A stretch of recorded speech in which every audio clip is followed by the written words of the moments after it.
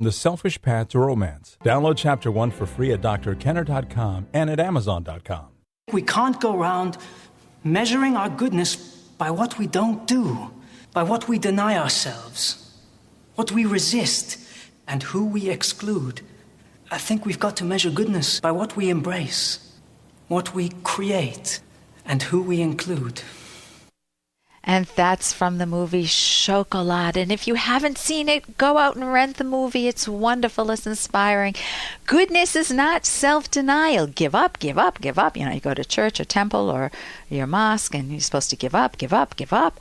Well, goodness is not giving up. Goodness is pursuing your rational goals, whether it's a hobby you love, tennis, or badminton came to mind. I don't know why, but just your hobbies, your career goals, your love of your life. Those are the goodies in life, your good friendships.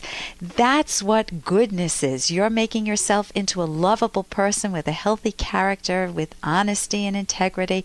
That's what goodness is. It isn't all of this, oh, well, I gave up everything I own. Aren't I good now? No, you're a person who's going to be very depressed, resentful of other people who didn't give things up, and bitter going through life while you put on a fake smile and pretend that you feel real good inside, but you don't, and you don't want to live at odds with yourself. Here's somebody who asked me a question about, she says, this woman says, my daughter adopted a son when he was 1 day old. He's 3.5 years old now. He's got a very sweet personality most of the time, but at other times he can become explosive. He also has a half-brother who's 5, who came into our house at 6 months old, so 2 adopted kids, who also has some behavior problems. Could the younger one be dealing with rejection because he was adopted at 1 day old, even though he was so young?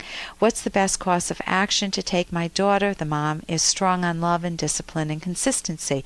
I do not think that a 1 day old could experience abandonment when all he's ever known is the parents, the adoptive parents.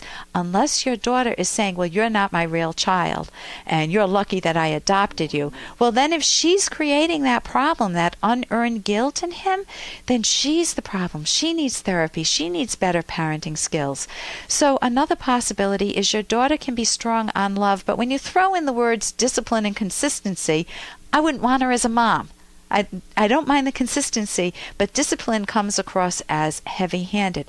I would go to my website, drkenner.com, drkenner.com, and get the books by Adele Faber and Elaine Maslish. One is How to Talk So Kids Will Listen, and Listen So Kids Will Talk.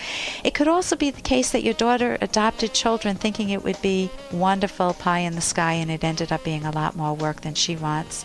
And it could be very stressful for her, and she could be taking it out on the kids. For more Dr. Kenner podcast, go to drkenner.com and please listen to this ad. Here's an excerpt from The Selfish Path to Romance, the Serious Romance Guidebook by Drs. Kenner and Locke. So Aaron is upset that Jane spends too much money on clothes.